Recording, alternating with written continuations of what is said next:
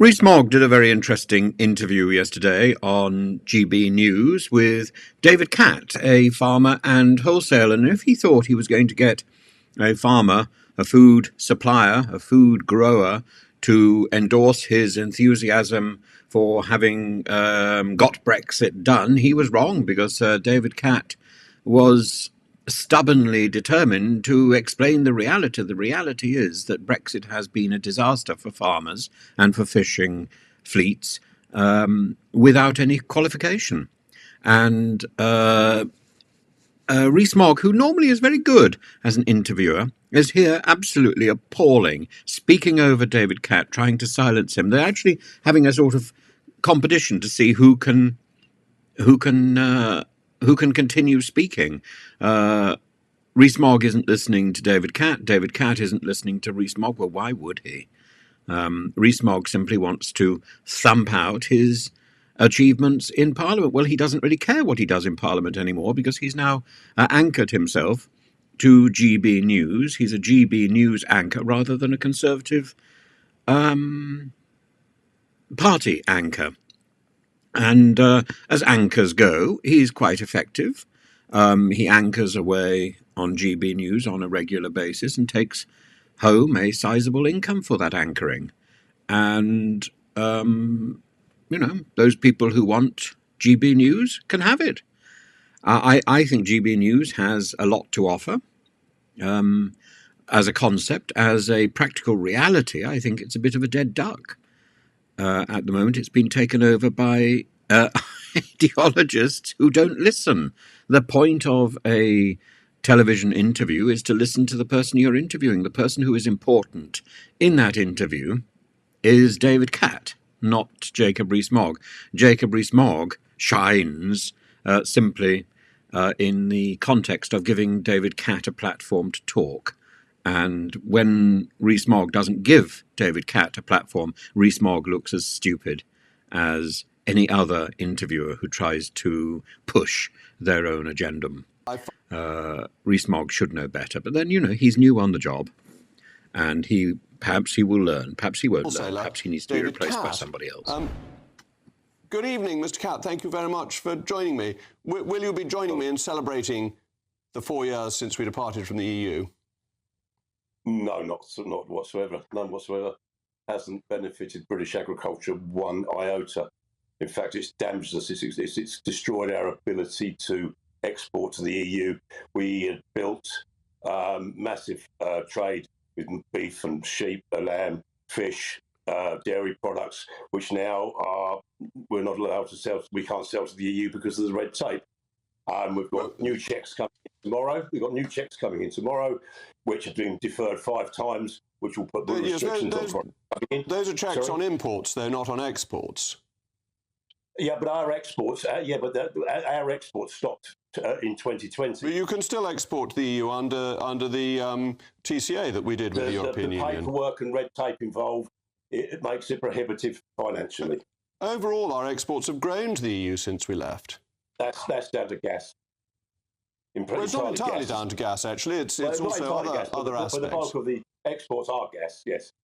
No, gas is important, but actually our exports have been doing well, not just with the EU, but globally. Rely too much on the Russians. And we've had a protected market for EU agricultural produce, which has been hugely to the disadvantage of British consumers. We've had higher prices because we have been a captive market for the EU, and we can be more competitive, and our farmers can be more competitive. And as we open up free trade deals with other countries, there's a chance for you to export to them. Inside the EU, we had protections of the CAP, which was a food policy. Outside of the EU, we have no governmental food policies. You cannot. Farmers hated the CAP. Food policy. Every farmer I ever spoke to loathed the CAP, the constant regulation, the interference. No. And half the directives that are still affecting farmers are from our membership of the EU. The CAP guaranteed a food supply at a known cost over the last 30 or 40 years because it guaranteed supply. We are in a situation in this country at the moment where agriculture and farming is falling off a cliff. In Kent, here, the Garden of England where I am, apple trees are being grubbed at a far faster rate than ever before. We're planting vineyards. We can't get any labour. Well, the labour we can get now comes, instead of from Europe freely, it comes from Uzbekistan, Afghanistan, all around the world on visas, which are very expensive, create a lot of red tape. So most farmers, fruit farmers down here, are packing up. We're planting vineyards. The growth of vineyards has been doing extremely well. Farmers have been making a lot of money out of vineyards and increasing the value of their land as well. That's been a real positive. Yeah, but it's only in its initial stages at the moment. But they're having to go there. A lot of established fruit farms that have been fruit farms for 50 years are finished. Markets are developing and the regulations on wine are being eased to make it more competitive and less regulated. This is a real opportunity that we couldn't have in the EU. No businessman puts a barrier between itself and its biggest customer. Just does not happen. Does not happen. But our biggest customer is the United States.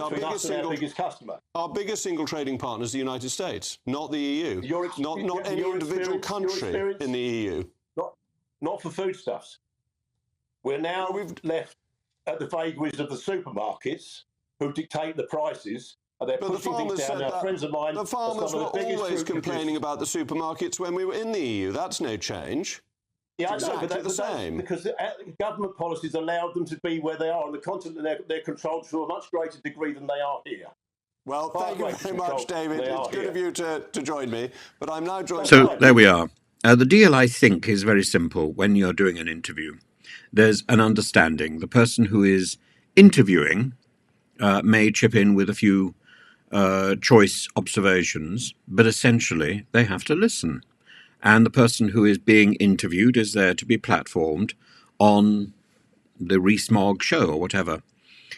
Rees Mogg here shows a failing that, for example, Josh, yesterday in Manchester, doesn't have. Josh was brilliant. In the Josh interview, it was the lady who was fairly abusive. She knew the deal when the microphone was put to her, and it's her job to be courteous enough to respond. Instead, she wanted to turn this round, and I've been told by the comment section that she was very polite. She was far from polite. She was actually abusive. It is abusive to assume that anybody who is Jewish is Zionist. That is an abusive assumption. It's also racist. It's also anti-Semitic. And then she walked off. Well, I hope she's pleased with herself, because the person who comes across badly in that encounter is her. She's been referred to on my comment section as an old lady. I don't think she's an old lady, and I don't really think she's old enough to have grandchildren. But if she treated children of the age of 13 in her care in the way that she treated that boy, I think there would be cause for serious concern. A little boy who's asking questions, whether he's got a microphone or not, should at least be treated courteously, and to be subject to anti-Semitic abuse simply because the interviewee is losing the argument is shocking. I think David Catt kept his cool very well here in opposition to Rees Mogg, and Rees Mogg comes off looking bad here. So there you are. You've got two very interesting interviews on sort of within 24 hours.